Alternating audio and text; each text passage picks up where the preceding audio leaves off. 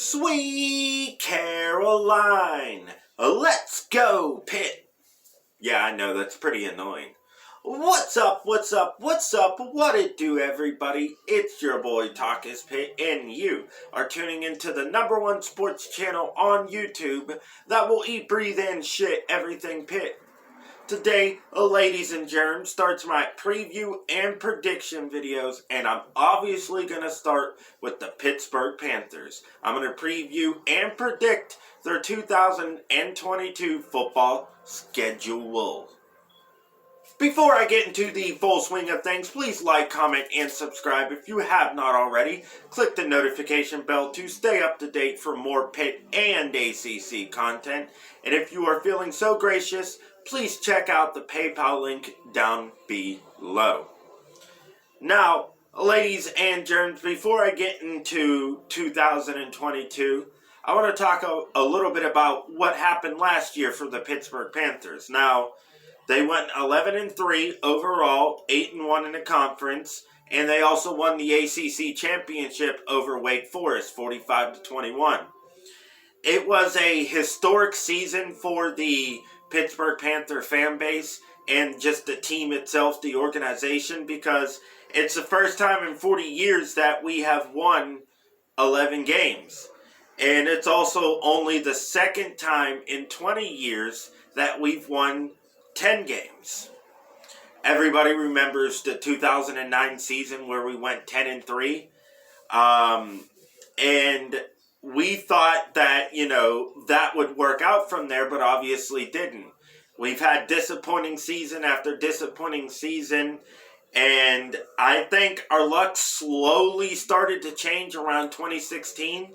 Whenever we beat Clemson, that's when we realized that we can play up against anybody. And I think the confidence slowly started to build within the Pittsburgh Panther fan base that we can finally field a team that's actually somewhat decent. And it took the right coach in a long time to instill the culture that we now have today at the University of Pittsburgh. So doing what we did last year meant a lot to the program, the fan base, the amount of recruiting that has helped, or the amount of recruiting that winning the ACC championship has helped with. I mean, 5 stars are visiting, 4 stars are visiting, and we've never had this much amount of attention. So it's great to do what we did last year and have wins over UMass, Tennessee, New Hampshire, Georgia Tech, Virginia Tech, Clemson, Duke, North Carolina, Virginia, Syracuse, and obviously Wake Forest in the ACC championship game. Now, we also had some boneheaded losses as well. Western Michigan, Miami, Michigan State. Although that game should have been a lot worse for Pitt because we were down to our third-string quarterback. But Michigan State's defense just sucks. And it's been like that the whole year. They got lucky against Michigan. And nobody can sit here and change my mind. And, yeah, it was a historic season. But just like any season, Pitt finds a way to lose games that they shouldn't. Can we turn that around this year, losing players like Kenny Pickett, Damari Mathis, Cam Bright, Wendell Davis, Lucas Krull, Jordan Addison, and Keyshawn Camp? Can Pitt find players to not necessarily duplicate what they did, but do enough to, win 10 games again? Because I think it's possible. Pitt got a good amount of quality transfer portal players. We got Gerard Means from Louisiana Tech. He's already enrolled. Dylan Davenay is signed, but I'm not exactly sure when he will get here. He's a tight end from Georgia Tech. We also got we actually did get a running back from Notre Dame. But this guy is Shane Simon. He's a linebacker from Notre Dame. He's going to start. He's already enrolled. We obviously got Keaton Slovis, the talk of the town pretty much, quarterback from USC. Kenota Mumfield, wide receiver from Akron, who, by the way, was a lot better than what people will give him credit for. Oh, he went to Akron, so he obviously wasn't that good. That's bullshit. So we got Kenota Mumfield from Akron, Tyler Wiltz from Missouri State, Trevor Faulkner, I believe, came from Lafayette. We picked up another quarterback, Derek Kyler from Dartmouth, and we got Carter Johnson from TCU. The other running back we got from Notre Dame is Sibo Fleminster. And we also got a lot of great incoming freshmen on scholarship, such as Samuel Okunlola. He's already here. Ryan Baer, 4-star offensive tackle. He's already here. He played in the spring game. Isaiah Montgomery is not here yet. Shane Njoku is not here yet. Marquand Pope, he's already here. He's a linebacker. Rylan Gandy is a DB. He's already here. Addison Copeland, early enrolled as well. Jimmy Scott, he's the person that I'm keeping my eye on the most. Number 1 defensive end in New York. We got Sam Vandahar, kicker from Australia. We got another Aussie on the team. We also got Sean Fitzsimmons. Now, I'm also going to do something before I actually start getting into the predictions. I'm going to preview the preferred walk-ons that we got. We got Drew Foster, he's a linebacker. Anthony Sume, he's a running back, preferred walk-on transfer from Georgia. We got Devin Whitlock, running back. Abe Ibrahim, wide receiver. Brock Wilkins, linebacker. Josh Altman, tight end. Matthew Amafa, corner. And Thomas Aiden, offensive lineman.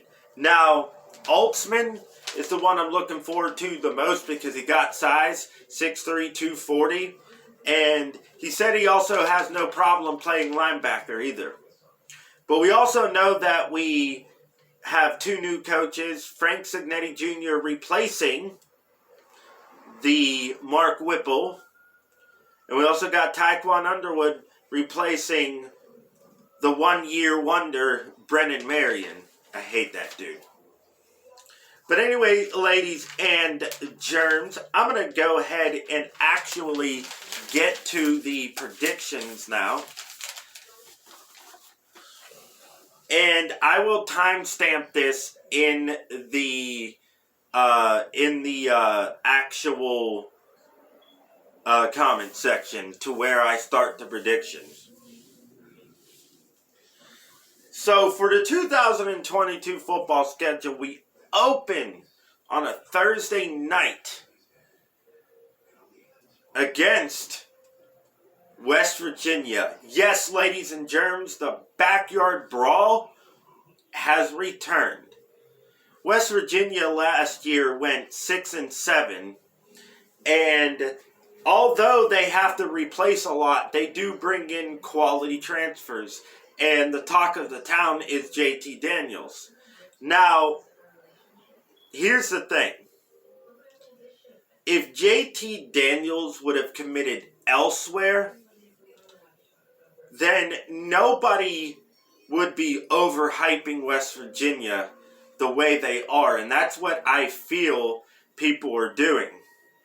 Now, West Virginia does return their whole entire offensive line and most of their defensive line, but their linebackers are young, their secondary is young, their receivers are young, so I do not think West Virginia has the experience and chemistry that Pitt does, and therefore I am giving Pitt the win in the first game of the Backyard Brawl since it's been renewed. So Pitt starts off 1-0. Then Pitt stays home to take on the Tennessee Volunteers. Tennessee last year went 7-6. Pitt did beat them, and they shouldn't have, but they did. And I am taking Pitt to lose this game. I do not think Pitt has enough to compete with Tennessee this year, so I take Pitt losing this game, so they're 1-1. Then they travel up to Western Michigan, who sneaked out a win last year and arguably was probably the best team that the Panthers played last year, because Western Michigan went 8-5. Western Michigan won that game last year 44-41. However, they have to replace almost everyone.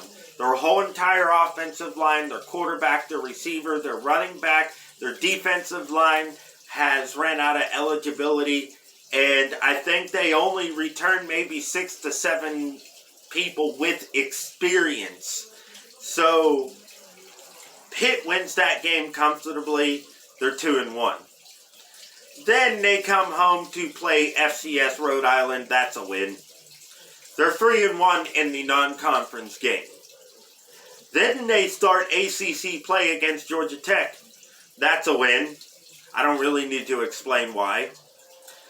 Then they stay home and play Virginia Tech. Virginia Tech was one of those teams that should have been better last year, but they weren't.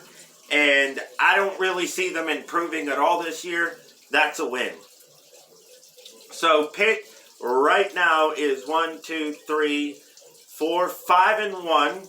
And then they go on their bye week, which is crucial, because the next game after is not only a road game, but it's against Louisville, somebody we have not played much since joining the ACC. Now, we did win against them the last time, 23-20 in COVID year, but from what I'm hearing and what we did to Malik Cunningham the last time we played them, I really don't see Pitt struggling with Louisville this year. We have a better offense, better defense than we did the last time we played them, and I think we win this game. So right now we're 6-1. Then we go on the road again to play North Carolina, and I do think we win that game because they don't got Sam Howell, they don't got a running back. They do have to replace some of their defense, and I still think we win this game. I still think we're better than North Carolina, and I think we win this game. Then we go back home to play Syracuse. And this is what's funny. Golden Blue Dude said if we played Syracuse in the Dome, we would lose. First of all, the last time we played Syracuse last year, we beat them in the Dome. And Syracuse has beaten Pitt 5 times in the last 21 years. We're going to win this game, and we're going to win it comfortably. Then, here's kind of a toss-up game for me, because we go on the road to Virginia, but Virginia's defense took a hit, and I seriously do think Pitt will still win this game, but I think it'll be close. I think it'll be like a 38-34 victory for the Panthers. Then we come back home and play Duke. That's a win. Really? Then, here's where a lot of people are going to be surprised at my prediction. We end the season on the road at Miami, and this is what I think will decide the Coastal. I do think Pitt loses this game. However, I would not be shocked if we pulled off a 2017 all over again. I'm hoping we do, but it's not likely. And with that being said, I have Pitt going 10-2. The only toss-up game, there's 2 of them, that could go either way, in my opinion, is Louisville or Virginia.